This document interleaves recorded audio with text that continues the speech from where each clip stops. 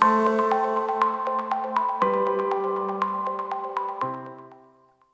right, welcome everyone to our associate information session.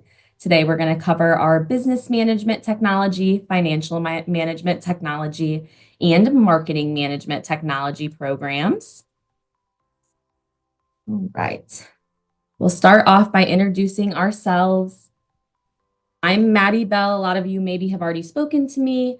Myself and my colleague Niles are enrollment service advisors with the program, so helping you all through the application process. And I will introduce Debra Way for her. She is going to be late. She's our department chair. She hopefully will be able to join us before we're finished. But if you go to the next slide, you'll see who's actually talking to you. This is Linda Long. I'm the program coordinator for these programs.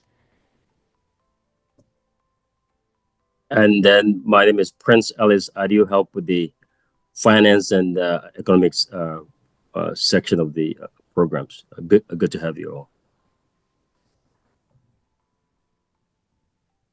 Hi, everybody. My name is Jeff Hurley, and I am an academic advisor for these programs. I'm the person who helps you pretty much plot courses out, enroll, all of that fun stuff. And my name is Nicole Wagner. With Maddie, I work for UC Online. So after you get done talking with a recruiter, you'll eventually get in contact with me, and I can help you transition and help you with your time in the program. Awesome. So we're all going to walk you through a few things. You won't be able to talk to us, unfortunately, but if you do have questions, we want you to drop them in the Q&A at the bottom of your screen. You should see a Q&A box. At any time, if you have any questions, drop them in there and we'll either pause to answer them or answer them all at the end. A quick agenda for today's session. We're going to do an overview of the 3 programs. We are also going to do the highlights of the programs and why you should choose our programs. We have the curriculum overview where you can see which classes you're going to take in this program. A new certificate that we just started, we'll go over that and how you can incorporate that into one of these majors. We'll then go over the application and the admission requirements, tuition and financial aid, followed up by student resources and questions. Linda, I'll pass it back to you for the overview. Oh, and you're muted. Linda, you're muted. I have a grandfather clock that I didn't want dinging in our ear, so I need to remember to unmute.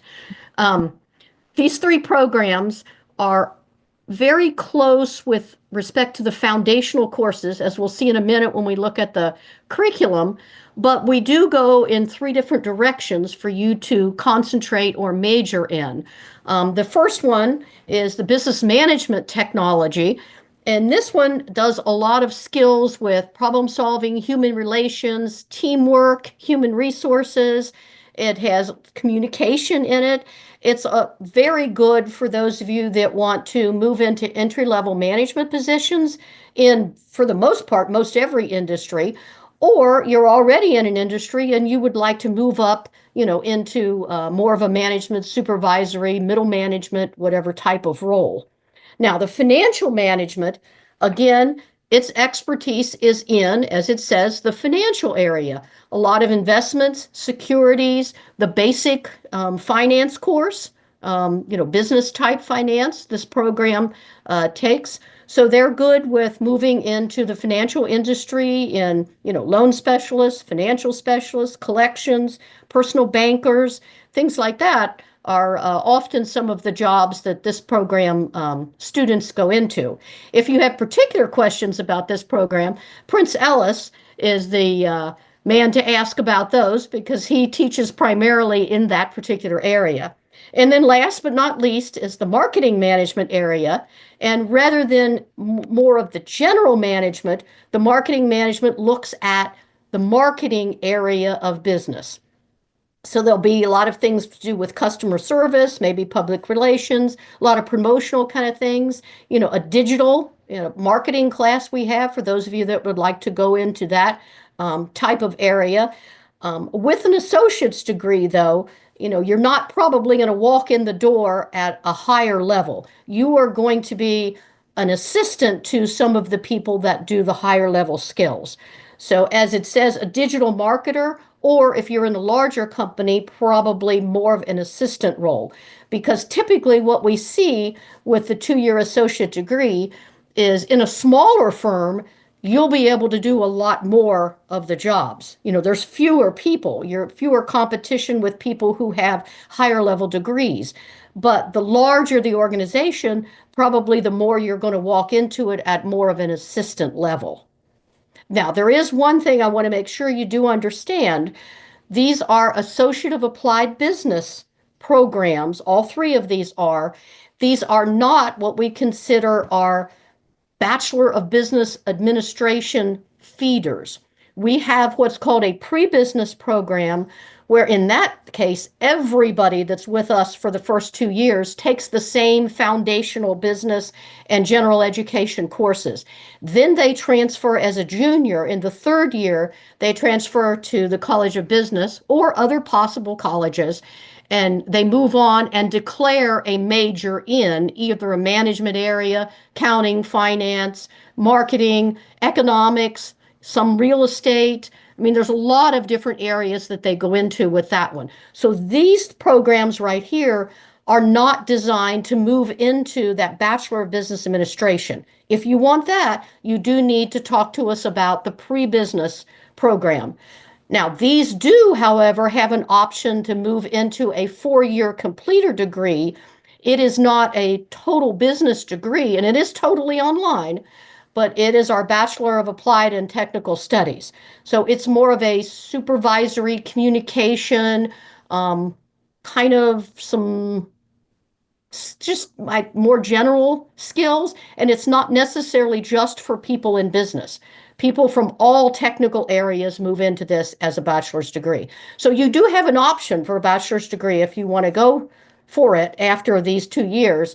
It's just not the traditional Bachelor of Business Administration. Just wanted to make sure, that was clear, because that does cause a little confusion with students. So we can answer any further questions about that, later on as we get to the question area. Okay, all three of these programs, the beauty of them is they are 100% online, and they are asynchronous, meaning that there is no time commitments within these courses.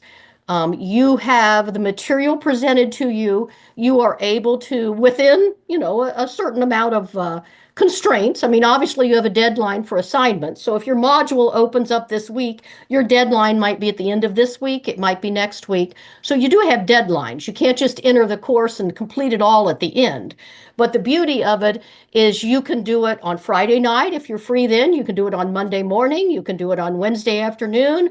You can do it whenever you have free time, with your family, your other commitments, your work, or whatever. There are no specific class meeting times that you have to attend.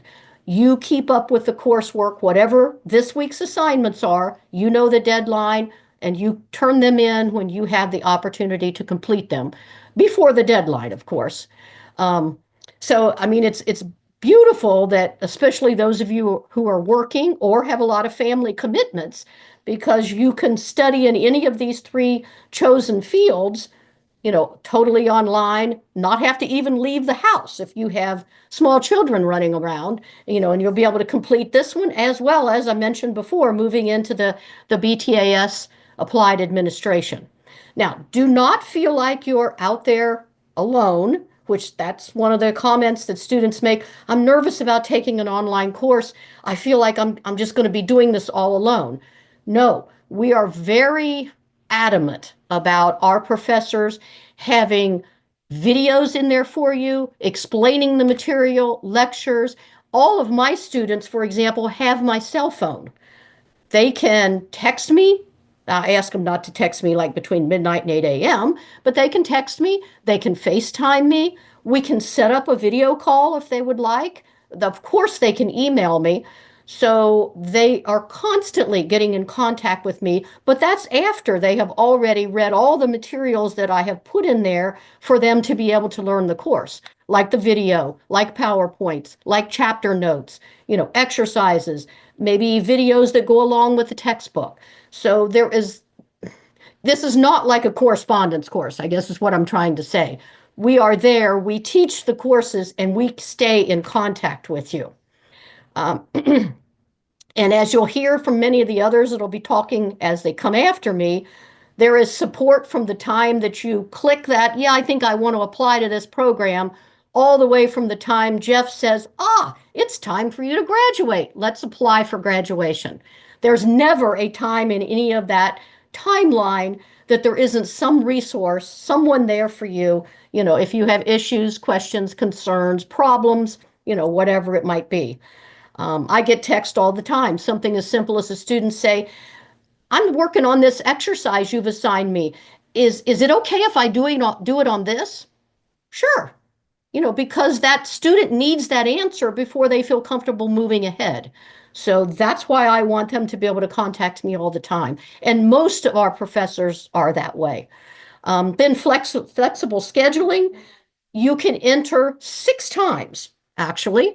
Most of the students probably do enter in what we call term A, which would be either the beginning of the fall semester, beginning of the spring semester, or the beginning of the summer semester. Some students do enter in the second half of the semester because there are courses, available both first and second half.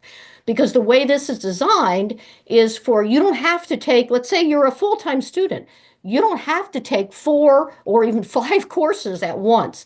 You can take 2 courses in the first half, you can take 2 courses in the second half, or you could take 2 courses here, 1 course in the second half, and a full-term course. If it's a course that you say, oh, I'm not sure I like accounting. Can I take the one that spreads it across the entire semester? That's the beauty of working with Jeff Hurley, who you will hear from later. He works all of that out for you. But you have to let him know. That's a good conversation that the two of you will have one-on-one. He has a program uniquely designed for you and your needs, and how many courses you want to take, how often do you want to take them, and what format do you want to take them. All right, let's try the next slide. Okay, here's the curriculum. Now, what I'm talking about here, this is not everything. This is the curriculum that goes with all 3 of the programs. So this is what we would call our core foundational curriculum.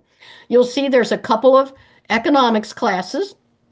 There's what we call a problem-solving tools class. That's kind of your introductory class. You take that right off the bat. It gives you a lot of little tools for the purpose of problem solving, which of course we all have to do in the business world. But it also gives you a lot of good study skill classes, just to help you move along as a student, or just life skills. I mean, students have used these in all areas of life, work, college, as well as just their everyday life. Then we have some management classes, a basic management class, an international business class, because for the most part, we have students from all over the world. So it's awesome when we talk to one another in the class, when I see the assignments that come in, because I get a lot of education from my students, because a lot of what they're using may be examples from a foreign country. And it's cool. So the business world is getting smaller and smaller. So we definitely need to know more about, how to operate in the international global arena. Legal Environment of Business is the basic business law class. Business elective, you have some various things that you can choose from there. And again, Jeff will help you look at what you can choose from. Managerial accounting and financial accounting, the basic marketing class, and then over on the other side, you'll see your what we call Gen Ed electives. And even though you see a math class there, do not be upset. It's not calculus. It's not even algebra. It's more of a basic logical mathematical reasoning class. It's a user-friendly math class, and I have not heard any student say that they were upset about that math class. Put it that way. It's user-friendly for everyone. And then if you move to the next slide, you'll see how we differentiate the courses depending on what major you decide to choose. Now, let me say one thing here, which is a really good plus if you might be interested in just committing to a couple of more courses. If you look at the management and the marketing, the first 2, look how close those courses are. The only difference is management takes an entrepreneurship class because we have a lot of students in that major that are considering or already own their own business, whether it be online or brick and mortar. They take human relations and they take human resources. Whereas the marketing people take consumer behavior, a advertising class, and the digital marketing class. Both of them did take personal selling. And remember, I said you have a business elective you can choose from. If you're a management major, you can choose one of those marketing classes as your business elective. And notice what would happen. If you double majored, you only have 2 extra classes to take, and you can set yourself above the crowd by saying, I have a major in both areas. Now, you do not get 2 pieces of paper, 2 separate diplomas from the university. You can only get 2 separate diplomas if the curriculum is more than 50% different, which this isn't. But to be able to put that on my resume, I might consider 2 classes to be able to do that. But again, that's a conversation you can have in greater depth with Jeff Hurley, your advisor. And then the finance class is very geared toward the financial industry. Notice financial planning, risk management, stock markets and investment, personal finance class. And they also take a business finance class. So they have 5 specific finance classes to prepare them to enter that particular market. So it is a little more difficult to major in finance, marketing, or finance and management because you would have probably 5 additional classes or 4. But still, if you got, you would be very marketable, I guess, put it that way. So.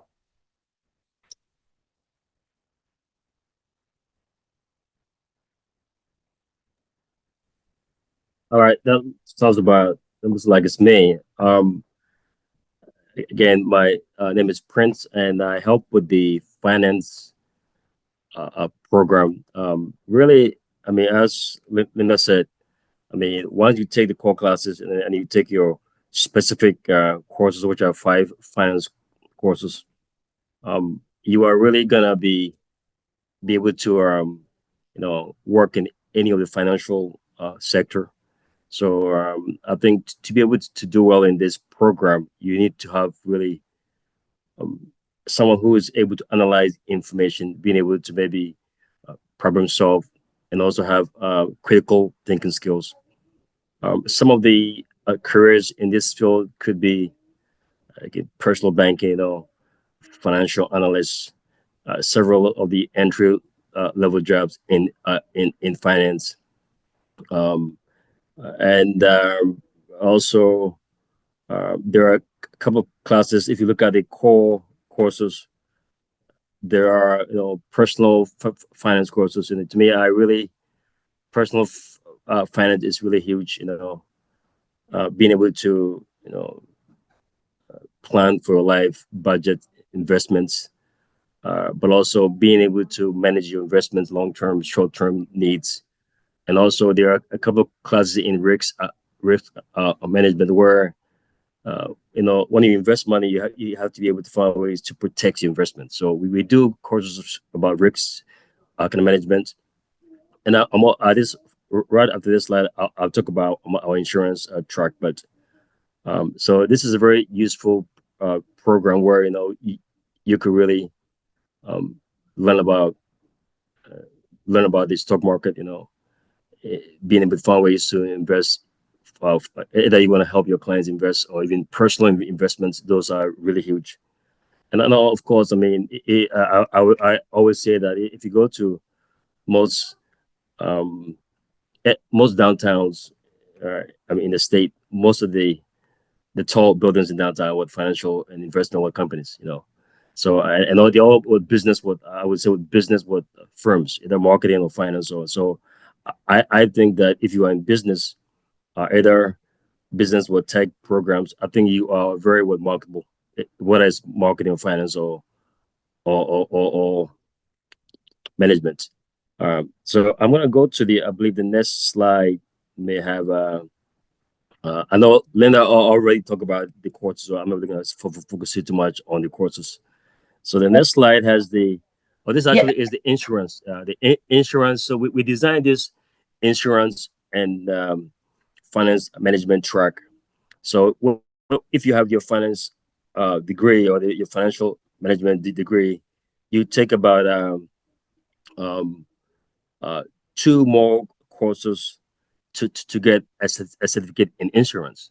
So to me, some of our clients, our students really want to have a degree in finance, but also have the ability to also work in the insurance, industry. So the certificate program in insurance and finance really is it 2 additional courses that you take, and you end up with what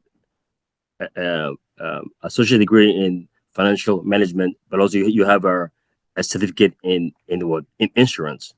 And with insurance, there's a lot of options there as well. I think I said before, several jobs in underwriting, insurance sales, corporate banking, financial clerk, risk management. So these are, there's a lot of options. I mean, down there. Again, only you just take 2 classes to get your insurance certificate option. And I believe my slide might be up. All right. Yes, thank you. Thank Awesome. So once you decide on which program that you want to go into, whether it be business management, marketing management, or financial management, or the certificate Prince just talked about, your next step is going to be to apply. Right now, the summer application fee is waived, so you can go online and apply if you haven't already. What we want to point out on this slide is the dates and deadlines. So as Linda mentioned, each term has 2 different start dates in it. If you want to start at the beginning of the summer term, you're going to want to apply by March 15th to start courses May 12th.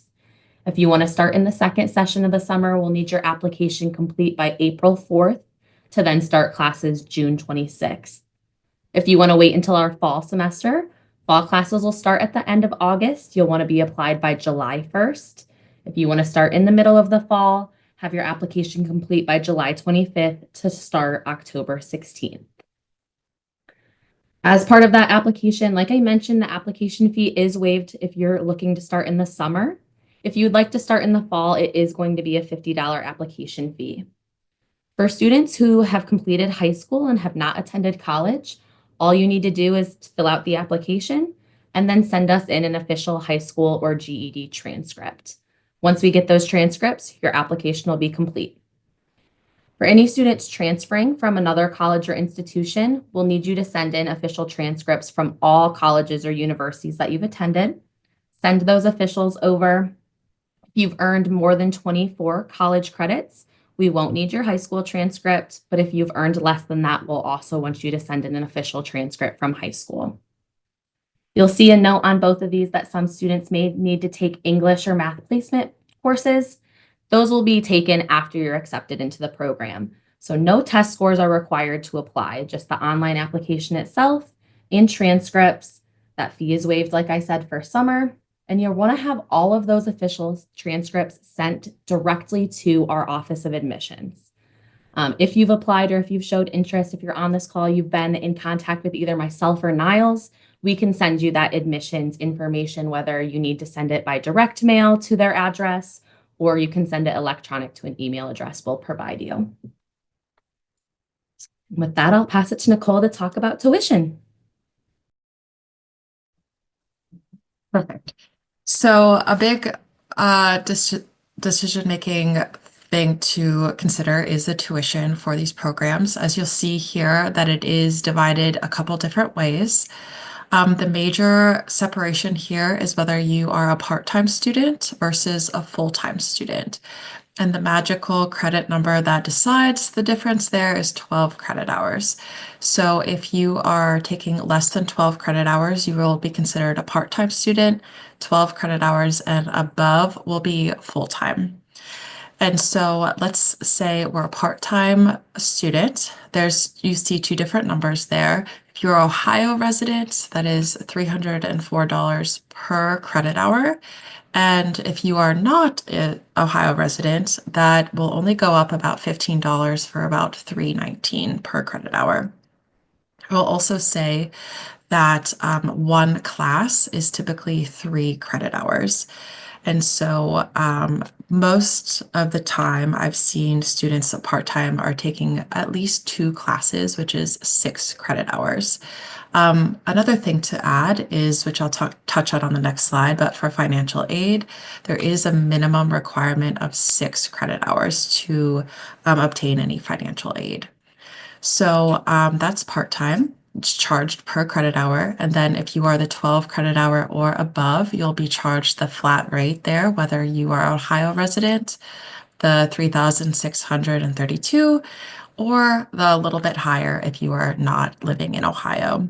And another thing is this is for the summer tuition.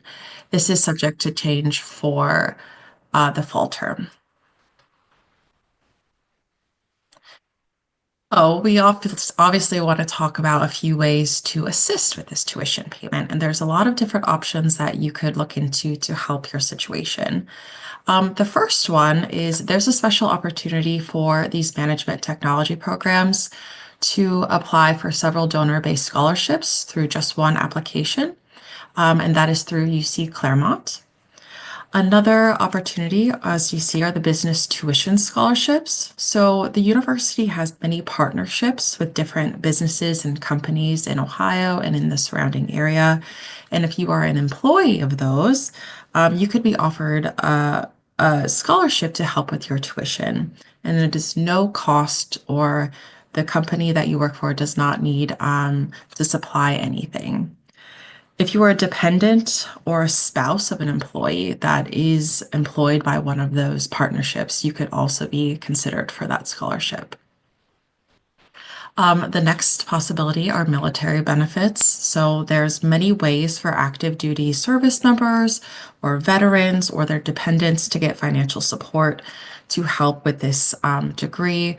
There will be a VA representative for you to communicate to kind of see how that would be applied to your specific situation. And UC has a dedicated office to assist with this field as well. And then, of course, we've all heard the term FAFSA. So to access the largest source of financial aid, you should fill out the FAFSA form. It stands for Free Application for Federal Student Aid. And this is a form that is free, it's easy, and you should update it or send it in every academic year. This allows you to have consideration for aids, grants, loans. It gives you your best option for the resources out there. When you are applying and sending this FAFSA form in, UC does have a specific code, as you can see on the slide, which is 003125. So those are a few options to help with the tuition. Of course, there might be some instances where you would have to pay out of pocket.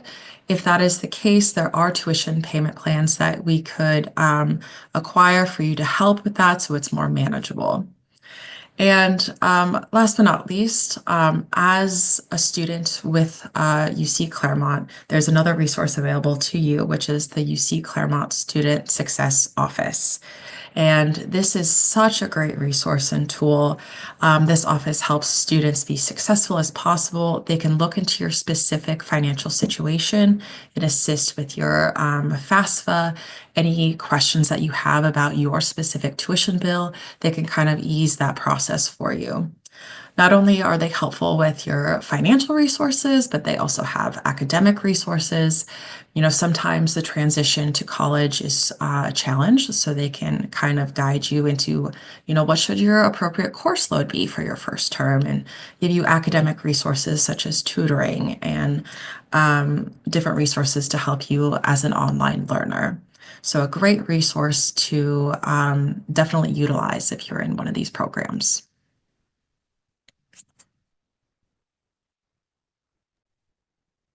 All right, so now it's my turn. So as a reminder, my name is Jeff Hurley, and I am the academic advisor for these 3 programs at UC Claremont.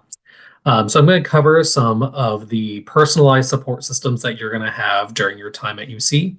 And all 3 of us that you're hearing from most recently were actually in order about the orders that you would interact with us in.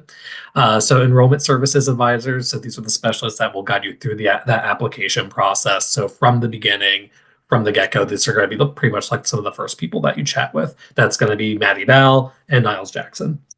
Then we move into, after you chat with Maddie, you get through your full process, then you'll kind of go down the line to Nicole for our student success coordinators. So they're going to help you throughout your time at UC. They're going to be a resource for you. You may see like Nicole checking in on you throughout the time during the semester, just making sure that courses are going in or are going on okay, referring you to resources if there's anything that you need reference to be referred to, how to contact instructors in an online environment, and just navigating UC Online as a whole. And then after you have a brief welcome from Nicole, she'll kind of send you back down over to me, where we'll actually go into the more academic advising. This is where we get into the core planning of your degree plans. So we'll go through, I'll talk to you about what you're planning to utilize the degree for, what your goals are. We'll make sure that the major that you're in is the right major for you. Like Linda brought up how we have a difference between the MT programs and the pre-business administration program and what flows into what bachelor's degrees. So we'll make sure that you're in the right program. We'll have that conversation. I'll explain university policy, things of that nature. If there's anything that you're unsure about, I'll advise you on classes, course order, how many you should take each term, making sure that you're qualified for financial aid. I'll make sure you know the ins and outs of that. Like it may be adding classes, it may be dropping classes. I'm going to make sure that you can add stuff or drop stuff with as little consequence as possible. We'll talk about academic and personal matters. So probably the biggest conversation I have, especially with an online programs such as these, is going to be like, how do we do balance? What's work-life balance look like if you are working a full-time or part-time job, or are you with your family full-time? Are you caring for children? And we'll talk about and have a real conversation is full-time best when you're working a full-time job? And we'll compare like those hours to each other. So that way we can make a plan that's as tailored to you as possible. And lastly, we'll make sure that you stay on track to graduation. So whether that's a part-time path, a full-time path, anything that we can do to get you there as seamlessly as possible. I always like to say that there is no timeline. I'd rather get you there with like feeling comfortable and doing well in your classes rather than trying to speed there and you're like not getting much from your courses or you're not doing well. I'd rather you do well and slowly rather than fast and struggle. And then I'm going to cover some other student resources. So these are more of our generalized resources that you can access, a little less personable, but these are going to be like as an as needed basis. So we have Claremont Career Services. So this is both an in-person and online service, specifically through the Claremont campus. So if you are near the Batavia, Ohio area, you're more than welcome to stop out and utilize these services in person. There's going to be a few things that you can only utilize in person there, like a career closet, but otherwise things like mock interviews, if you need help with building your resume, if you're looking for internships or just sort of any sort of like career counseling, career services is the place you want to go. We have a great team over there, very dedicated. They will help you out.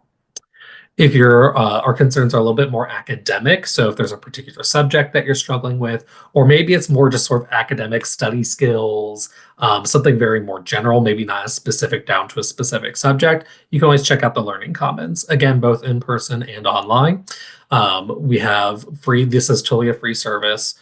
So you can go in and you can find academic tutors, like I said, or we have success skills workshops. So things that go over like time management, how to study, a lot of those sort of general success tools that you would need to be successful during your time at college. The Learning Commons also does not just only have a central, or not just a Claremont branch, but a centralized through our Clifton branch as well. And all students are welcome to utilize that as well. So if you are near the Clifton campus, or again, utilizing those services online, you can always utilize theirs and Claremont's as well. And the last major resource that we have here is going to be CAPS, which is going to be our Counseling and Psychological Services office at Claremont. That's going to be Whitney Richardson. She is our on-campus counselor. So if you have any sort of mental health crises, anything where you just need to talk to somebody, vent, get something off your chest, or if you need more regular support where you're setting up appointments and meeting with Whitney, that's going to be the person that you want to chat with there. She will help you with your mental health goals. We have some group sessions, lots of different things. She's doing some really great work on our campus.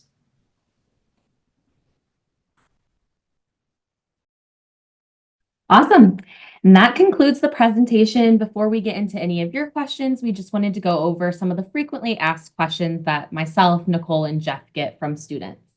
So one is, how are the classes formatted? We've touched on this a little bit throughout the presentation. Your classes are going to be in a 7-week format that you have access to anytime you need. You just have to keep up with those deadlines and due dates of assignments. Some students will wonder if our school is accredited. The University of Cincinnati is regionally accredited by the Higher Learning Commission. That's the top accreditation a university can have. And your degree is just going to say the University of Cincinnati. It won't mention online. As Jeff mentioned, students who do live in Cincinnati are able to use our on-campus resources, and you're even able to take some on-campus courses. We have high flex options that Jeff can help you with, where you can attend both online and in person if you are in the area. And then the last common question is always, how long is this all going to take me to complete? This degree typically takes students about 2 years, 5 to 6 semesters, but of course that's going to be personalized based on the student and how many transfer credits they might come in with. We'll open it up to any questions from you all. It looks like we did have one come through. It says, what does graduation look like, and do we graduate on campus? I'll actually let Jeff, do you want to take this one about when they get to graduation, what that looks like and kind of their options? Yeah, sure. We're actually right in that time period. So graduation applications for spring actually just are closing tomorrow. So me and Nicole have been working together to get to with all of our students to get them to apply for graduation. But yes, so graduation is centralized down at the Clifton campus. Typically, depending on the time of year, spring is obviously the larger commencement of the three, but commencement does happen 3 times of the year, once at the end of each semester. So one fall, one spring, one summer. So the spring commencement usually happens April, May, right around that end of April, early May time period. And there's usually 2 days. And that's posted to the commencement website, the UC commencement website. So you would just look up which day that you would go down and can attend graduation. They'll do the whole thing. They'll call your name, you'll walk the stage, and you will eventually get mailed your diploma. You will not receive it there then, but you'll put in all that information and they will mail that actual diploma out to you. Perfect. Thank you. And I have all of our contact information on the screen, so that if you would like to reach out to any of us directly, you are able to. You can also continue to send in those questions through the Q&A if you still have them. Another way to contact us is just our general student recruitment line, online enrollment at uc.edu. There's also a general phone line there that you can call with any questions. Thank you all for joining us. We'll stay on for a few more minutes if anyone wants to send in any additional questions. Once I do stop the presentation, it kicks all of us out, even the presenters. So I also want to thank my co-presenters for joining. I know our department chair, Debra Way, was able to join us a little late. Debra, is there anything you want to say before we close?